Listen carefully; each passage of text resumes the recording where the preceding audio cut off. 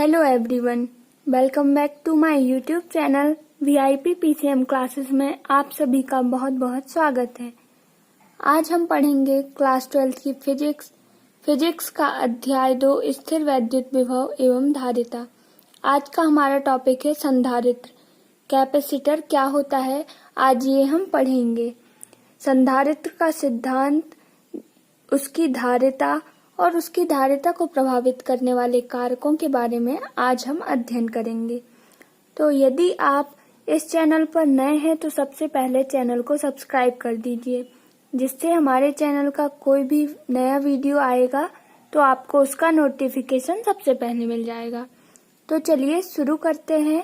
संधारित्र विद्युत आवेश और विद्युत ऊर्जा को संचित करने के लिए प्रत्येक चालक के पास एक निश्चित क्षमता होती है, जिसे हम क्या कहते हैं, इस क्षमता को उस चालक की धारिता कहते हैं। जिस युक्ति द्वारा किसी चालक की धारिता बढ़ाई जाती है उस युक्ति को हम क्या कहते हैं, संधारित्र कहते हैं। तो संधारित्र एक ऐसी युक्ति है जिसकी सहायता से चालक के आकार या आयतन में परिवर्तन किए बिना उसकी धारिता बढ़ाई जा सके, है ना।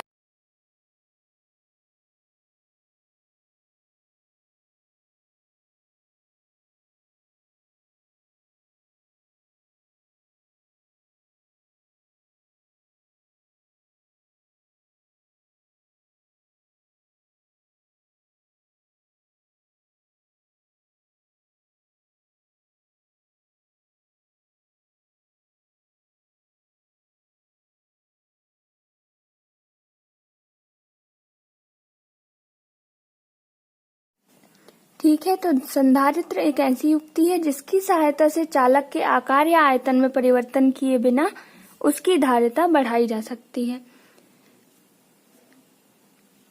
संधारित्र का उपयोग किसमें किया जाता है? विद्युत आवेश और विद्युत ऊर्जा को संचित करने के लिए संधारित्र का उपयोग किया जाता है। विद्युत आवेश और विद्युत ऊर्जा को संचित करने के लिए संधारित्र का उपयोग किया जाता है। ठीक है,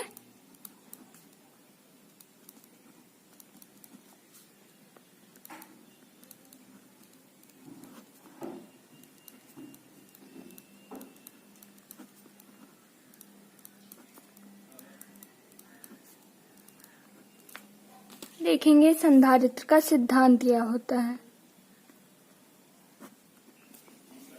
इसके लिए हम चित्र के द्वारा समझेंगे कि माना हमारे पास एक क्या है, माना हमारे पास एक A पृथक्कृत चालक है ना।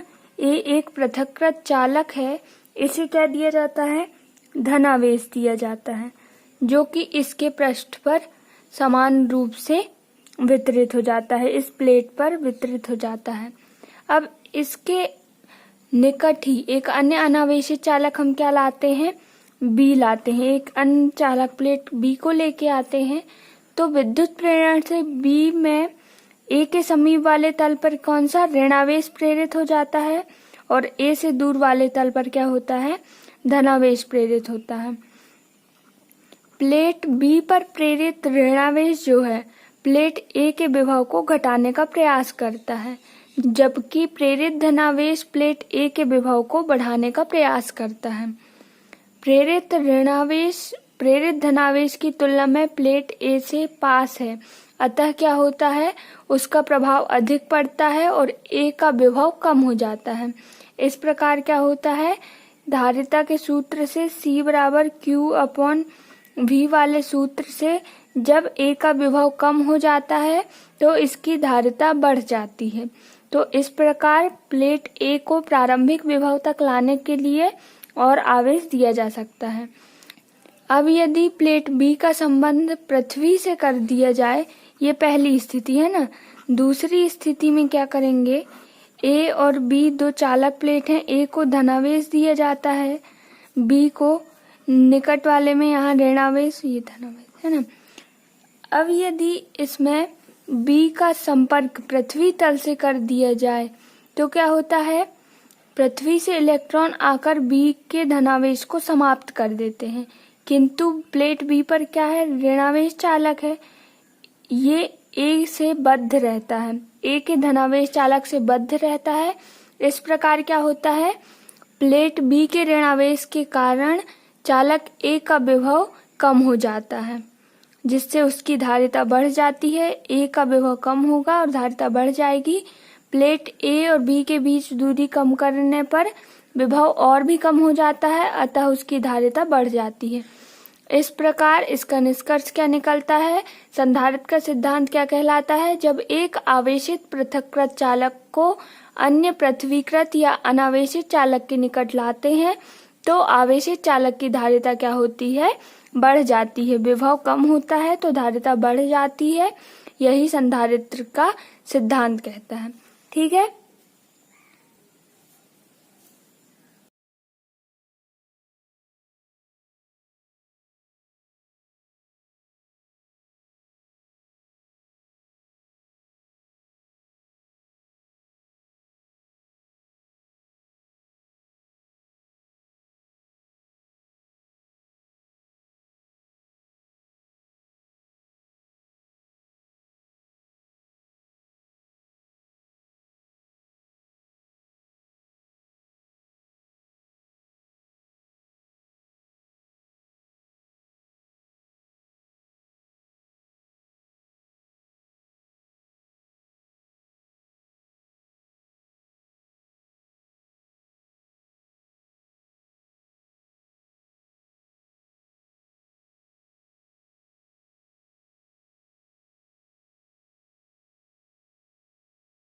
इस प्रकार जब एक आवेशित पृथक्कृत चालक के समीप अन्य पृथ्वीकृत या अनावेशित चालक लाते हैं तो आवेशित चालक का विभव कम हो जाता है, जिससे धारिता बढ़ जाती है।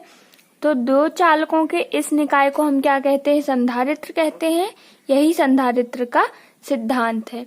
यदि आपके एग्जाम में आता है तो हमने यहाँ जो कुछ बताया उसे आपको पूरा लिखना है। अब हम देखेंगे संधारित्र की धारिता क्या होती है। इसके लिए हम लिखेंगे कि माना किसी संधारित्र की पृथक्कृत प्लेट, जैसे कि ये ए एक पृथक्कृत प्लेट है ना, इस प्लेट को Q आवेश देते हैं तो इसका विभव क्या हो जाता है, V1 हो जाता है। इसका विभव V1 हो जाता है। और दूसरी प्लेट में -Q आवेश देने से इसका विभव क्या हो जाता है, V2 हो जाता है। तो इन दोनों प्लेट के विभव के बीच विभवांतर क्या हो जाएगा, V बराबर V1 माइनस V2। इसलिए संधारित्र की धारिता क्या हो जाएगी, C बराबर Q अपॉन V। अब यहाँ हम V की वैल्यू रख देंगे तो C बराबर क्या आ जाएगा, Q upon V1 minus V2। इस प्रकार किसी संधारित्र की धारिता उसकी पृथक्कृत प्लेट को दिए गए आवेश और दोनों प्लेट के बीच विभवांतर के अनुपात के बराबर होती है। ठीक है। यदि इक्वेशन एक में V1 माइनस V2 बराबर क्या हो, 1 हो, तो C बराबर क्या हो जाएगा, Q हो जाएगा। इस प्रकार संधारित्र की धारिता आंकिक रूप से आवेश की उस मात्रा के बराबर होती है जो पृथक्कृत प्लेटों को देने पर दोनों प्लेटों के बीच विभवांतर में क्या कर दे, एकांक वृद्धि कर दे। ठीक है। तो संधारित्र की धारिता वाला टॉपिक भी यहाँ कंप्लीट होता है। अब हम देखेंगे किसी संधारित्र की धारिता को प्रभावित करने वाले कारक। तो फर्स्ट पॉइंट है प्लेटों के क्षेत्रफल पर। प्लेटों का क्षेत्रफल किस प्रकार संधारित्र की धारिता को प्रभावित करता है। तो यदि प्लेटों का क्षेत्रफल बढ़ा दें तो उनके बीच विभवांतर क्या होता है, कम हो जाता है, जिससे उसकी धारिता बढ़ जाती है। अतः किसी संधारित्र की धारिता उसके प्लेटों के क्षेत्रफल के अनुक्रमानुपाती होती है। ठीक है। संधारित्र की धारिता उनकी प्लेटों के क्षेत्रफल के अनुक्रमानुपाती होती है, जिससे यदि प्लेटों का क्षेत्रफल बढ़ा दें तो विभवांतर कम होता है और विभवांतर के कम होने से विभव कम हो जाता है, जिससे उसकी धारिता बढ़ जाती है। ठीक है। प्लेटों के बीच की दूरी पर संधारित्र की प्लेटों के बीच की दूरी को यदि कम कर दें तो उनके बीच विभवांतर कम हो जाता है, जिससे संधारित्र की धारिता बढ़ जाती है। इस प्रकार संधारित्र की धारिता प्लेटों के बीच की दूरी के व्युत्क्रमानुपाती होती है। ठीक है। अगला पॉइंट है प्लेटों के बीच के माध्यम पर। यदि संधारित्र की प्लेटों के बीच निर्वात या वायु के स्थान पर अन्य कोई भी माध्यम हो तो विभवांतर कम हो जाता है, जिससे संधारित्र की धारिता बढ़ जाती है। ठीक है। तो ये 3 कारक हैं जो संधारित्र की धारिता को प्रभावित करते हैं। अगर आप सभी को आज का वीडियो अच्छा लगा हो तो चैनल को सब्सक्राइब जरूर कर दें और लाइक शेयर कमेंट जरूर करें। वीडियो में यदि आपको कोई दिक्कत है तो कमेंट के साथ जरूर बताइए। धन्यवाद।